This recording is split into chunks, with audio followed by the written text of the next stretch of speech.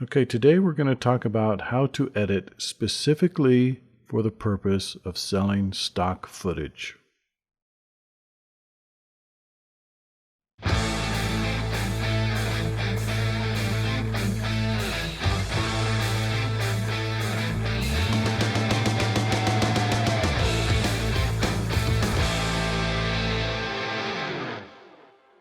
Let's suppose this is your hard drive. I edit in Premiere Pro, but it doesn't really matter what you edit in.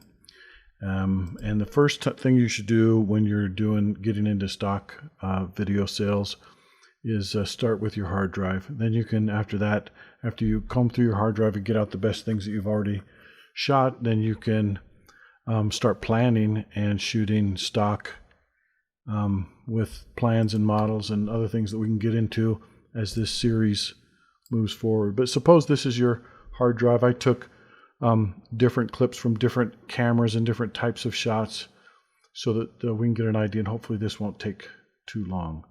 So we're going to minimize that, and we're going to start with, okay, we don't need the sound. So first thing you're going to do if you're in Premiere Pro is hit Control L to unlink the sound in the video and delete the sound. We don't need it. This is the footage here. Okay, this is footage of a jellyfish, and it's got no noise, but it does have banding. I don't know if you can see that, but it does have banding kind of going through, especially at the beginning. The banding may not be right there. It just looks terrible. So that right there would just disqualify this cut. It just doesn't, I mean, otherwise it's beautiful, but what I would do, hopefully it'd have more and I could go through and find something else that worked. But I put that in there just to show you that even though you think you got a good clip, sometimes something as small as banding can disqualify it or just make it so it's not sellable. So we'll get rid of it. Put this one here. This one has no sound, which probably means it's a drone. It's a DJI drone video. Okay, now stock video should have one smooth motion that tells a story. You don't want the video going all over the place. You don't want it tilting up and then stopping. This basically what I'm saying is this has no banding. It's got no noise. It's exposed correctly. The color is not right because I probably shot it in log of some kind, but at any rate, this so what I would do is go through this and find where we have a good shot, and right here looks pretty good actually. Let me trim to there, start back at the beginning and see. Okay, we've got one smooth shot.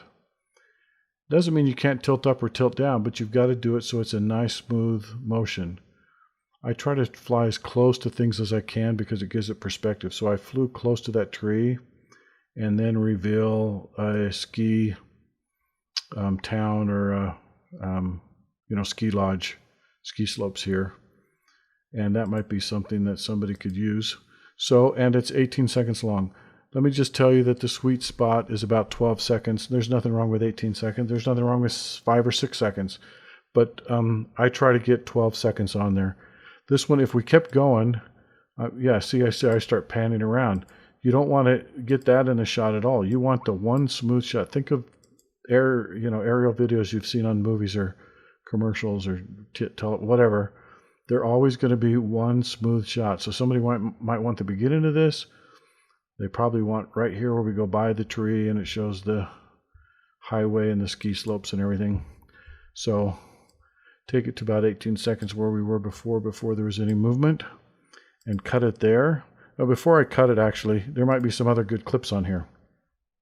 So let's edit it all together. Otherwise I'm going to be color grading each one of them. Color grading is a skill all by itself. And I'm not an expert at color grading. That's something we can get into, though. If we can, I can have an expert on the show. But we can still do some basic stuff here to make this look a lot better. As you can see, it's just not saturated enough. It's we just needs to pop a little bit. So what can we do here? We can see the scopes here. I've got the scope set to the right limits that we want in stock video, which is Rec 709. And so this is set for that, which means we don't want to go above or below these parameters. If we do, we're just going to clip it. But we can add some contrast here by bringing the whites up a little bit, not too much, and bringing the blacks down to that limit there. The highlights, if we move the highlights down, the shadows up maybe a little bit. I think we can put the whites up. We can't put them up much. Okay, and let's spread it out with some contrast here. Because I shot it in some log format, we can probably bring that up pretty high. And then we can bring up the saturation. And maybe we can bring up the vibrance too. And suddenly that looks a lot better. Let's look at it again.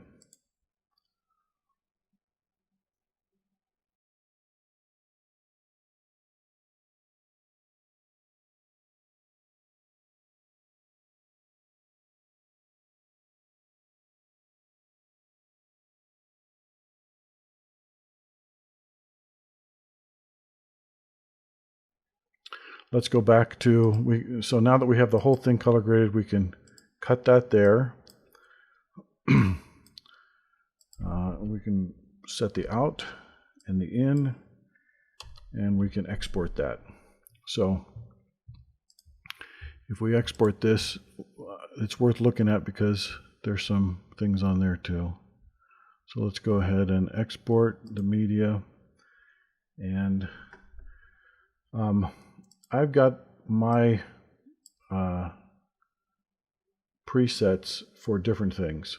Okay, this is 4K. You can see right here it's 3840 by 2160 at 24 frames a second. We're gonna export it in the same.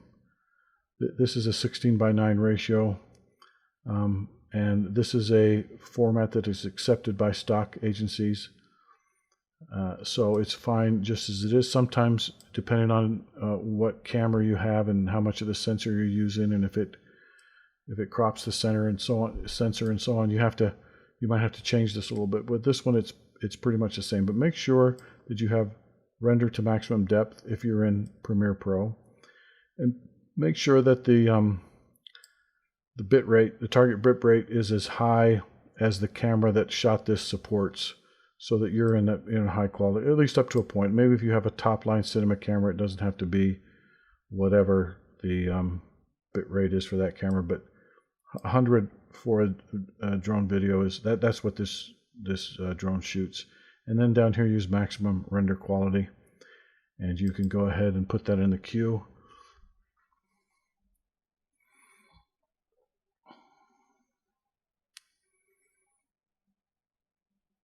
And export it.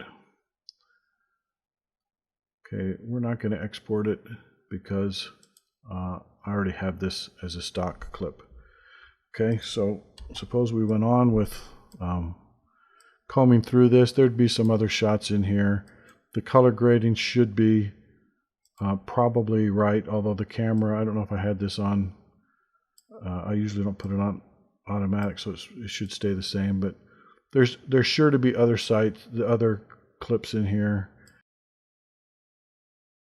Okay, so go through that and find out if there's any other clips in there that would be good from whatever flight you took. And when you will start flying, by the way, more efficiently, because you'll start flying with stock footage in mind, and you'll get a lot more clips available to you doing that way. This is a nighttime hyperlapse. Because it's a hyperlapse, and I always edit them frame by frame, the raw pictures, and then export them in JPEG and then put them in here. So this is the exported JPEGs. So there's no noise. because I ran it through Lightroom, and it's one continuous shot because I put the drone on a specific course where it flew sideways and panned to the left at the same time. So this has everything already baked into it, except that the aspect ratio is wrong. So if we look at the sequence settings, you'll see it's 4000 by 3000, and that's a 4 by 3 aspect ratio. We need it to be a 16 by 9. And there's different ways we can do that. We could do it right here. We could put in, we can put in 3840 by 2160 and hit OK. And now it's in the correct aspect ratio. And we can change the scale. Well, we can't change it much. Okay. There's not a lot. We just want to get to the last frame and make that our out. There's not a lot going on in the sky. So there's a number of things. This looks like it's crooked. The horizon is crooked, but it's not. You can see the buildings are straight. It's just that this is a slope. This raises to a mountaintop to the left of this frame. So now it's in the correct aspect ratio.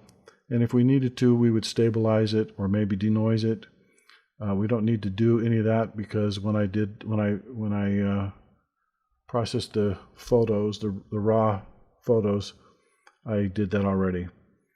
And that's a nice shot there. So that one's all ready to go. We would just export that and we're ready to go. Okay, what's the next one? Okay, this is, I know what this is. This is another drone video, but in this one, it was a follow shot. And I had the drone following my wife and I.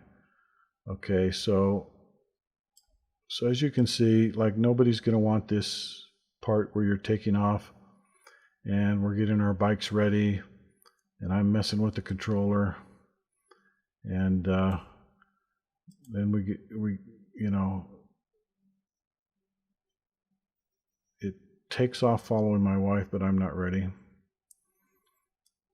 So I had it come back. Anyway, here we go. So from about here, by the way, this doesn't need to be color graded. It might be a little dark, actually. It looks a little dark to me. Let's look at it under the scopes. Okay, see, there's a lot of empty space up here.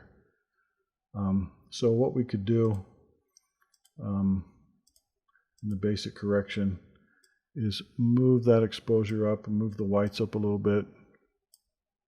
Moves the blacks down, and that's going to add just about right there is all. That's going to add a little bit of contrast, and that's just better. There's before and after, and you can see it on the scope, before and after. It doesn't need any saturation. It doesn't need any contrast. It's ready to go. And this is because this is a different drone, and this drone I'm shooting in normal color. All right, so anyway, let's go back to where we are. I don't know that I like that motion.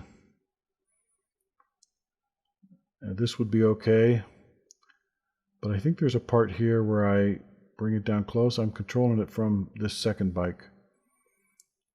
This is a good shot right here. So what I would do is say, okay, that's one nice motion, and you can see the surroundings, and I would go about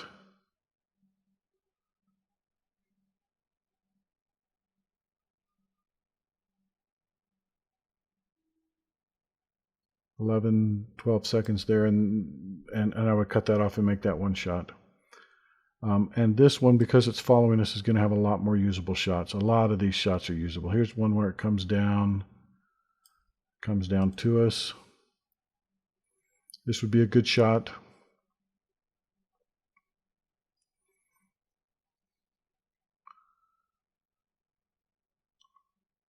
Especially if I wasn't looking down at my phone. trying to control it. But that would be a good shot where it comes down like that. There's another one here where it goes behind the trees. I think it's here. I would cut it right here because it's somewhat dramatic. And I would have it coming behind the trees right there. Let me cut off this beginning. If people watch the beginning of that and they see that its drone is just pointing at a tree and kind of aimlessly flying, they're not going to buy it. But watch this one. If it starts here and then reveals us behind the trees, going down the path, and we got the river in the background, that's kind of that's a nice dramatic shot. And we can go 10, 12 seconds, and that's it. You got another clip there. So as you can see, and like I say, this one's going to have a lot more usable clips. Almost all of these are going to be usable because the drone is flying. It's doing follow. You know, it's locked on follow shot, and so we can use most of these. When it has erratic camera movements like that, then you cut those out. And here's another one where we're behind the trees and then come out. That might be a good shot too. Okay, you get the idea.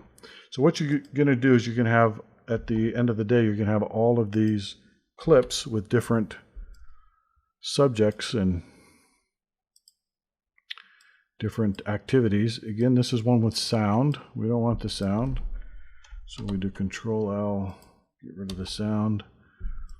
And this is a hyperlapse of the Capitol building in Utah. So don't like it at all. I would throw that one out, and I probably just, you have a strange movement in the front where I was getting going. Oh, we could cut that off. We could say, okay, right there, we'll cut it.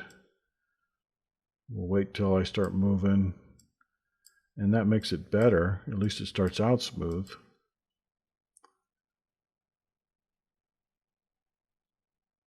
That wouldn't be too bad, but I know when I was walking, I did this handheld, and I went back and started over and did another one.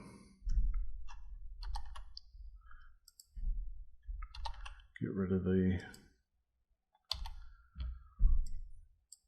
audio. This one again has like a little bumpy start, but right there it smooths out.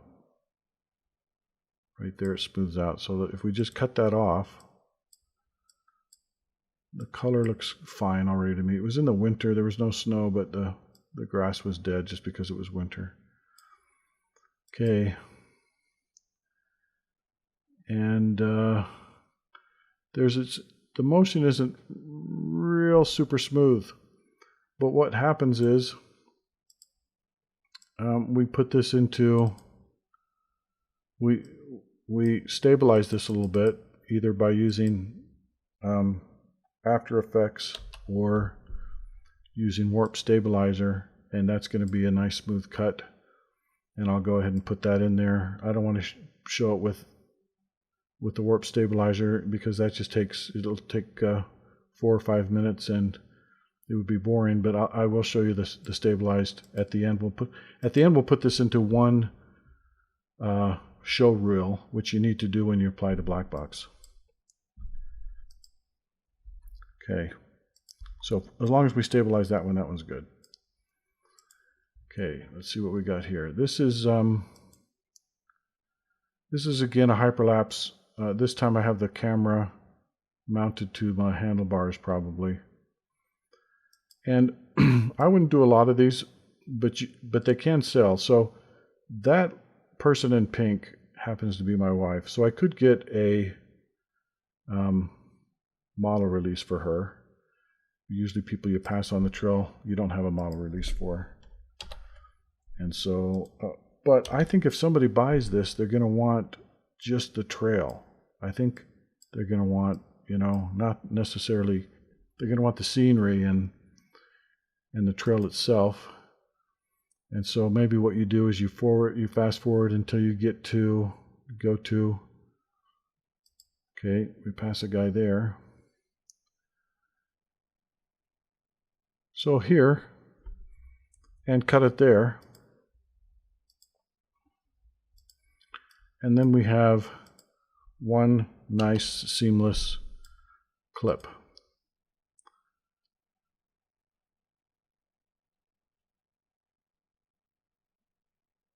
And you could go through all this footage and find out there undoubtedly there's 3 or 4 more clips in there. I wouldn't do a lot of those, but if you've got nice scenery, or maybe you're in a place where there's not been stock video of and people are looking for that for whatever reason, that might be a good thing to have. Okay, this is on my G9, and I'm not sure if it's already in slow motion. I probably filmed this at 180 and slowed it down. We can slow it down more even if we want, because it's 30 seconds, so I could slow it down to 24, but that's not really an issue. This is a good clip. In fact, I uploaded this clip and it sold a couple days after I uploaded it. That's just, maybe it's a little too tight, but at any rate, it sold, so good. I don't like the color. Color does not look vibrant to me. A lot of people are going to have robins bathing in a bird bath. This one's in a creek, so that makes it unique. But it just doesn't pop. And let me tell you, there's 2 schools of thought on this. Some people will say leave it like it is, because the person who buys it's going to want to match their color and do their own color grading. I respect that opinion, but I don't agree with it. If your footage looks better, people are going to buy it. And with this one, the only problem we have is that, to me, it's just not vibrant enough. If we add a little bit of contrast and a little bit of saturation, and you see the breast feathers and this green light, the green plant back here, make that pop a little bit, add a little vibrance. Now, okay, that's what it looked like before, not bad. That's what it looked like now. It's just a little bit different, but it's better. And it's going to pop. When people look at it, they're going to remember it. And it's, again, I would go to a good stopping point, maybe when he's resting. It's been 14 seconds. Right there is a good place, and I would cut, and then I would see if there's another place in there. So that would be our first cut. And then go a little further. And, you know, this is probably all usable. I probably had this, I think I had this on a monopod with a 600 millimeter lens. A tripod would have been even better. I think I was walking out looking for hawks and I saw this and took the opportunity to film it. And then later I went back and set up a tripod there because I knew where the birds bathed.